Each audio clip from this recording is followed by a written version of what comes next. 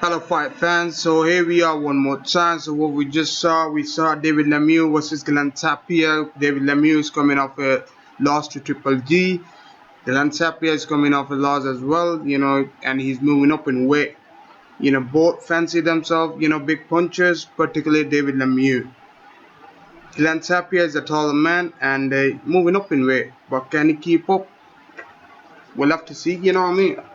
So this is how the fight unfold. Round one, David Lemieux coming forward, he landing some good shots, to be honest. Glen Tapia was throwing punches too, but at the same time, but nothing landing.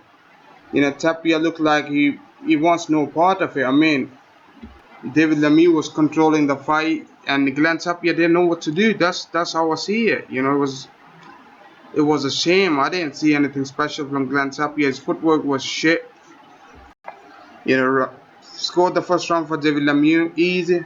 Round two, Glen Tapia, he came forward, from the start, letting his hands go.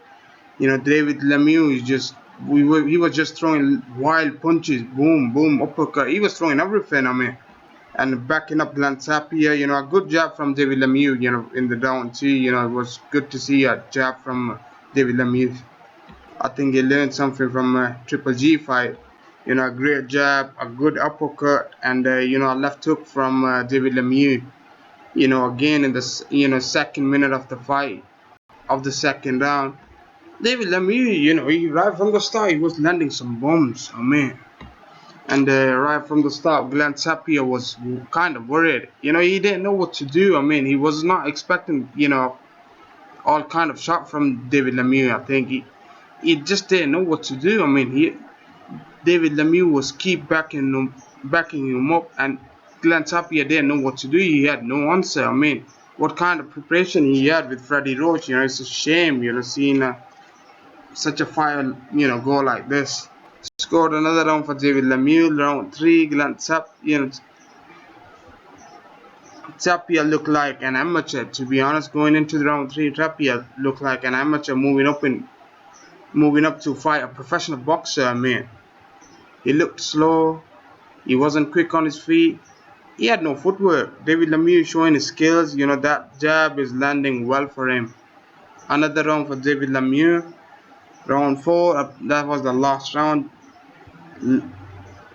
David Lemieux coming again, coming stronger, putting on pressure on Glen Tapia. Tapia's back onto the ropes.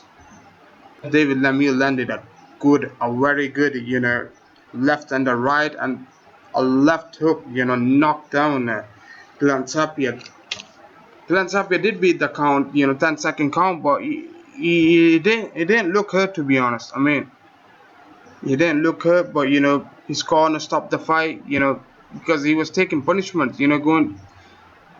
He didn't know what to do. Like I said, it was a boring fight. It wasn't a boring fight, but it was, David Lemieux was on some different level to Glen Tapia. Glen Tapia looked like an amateur, even worse than that probably.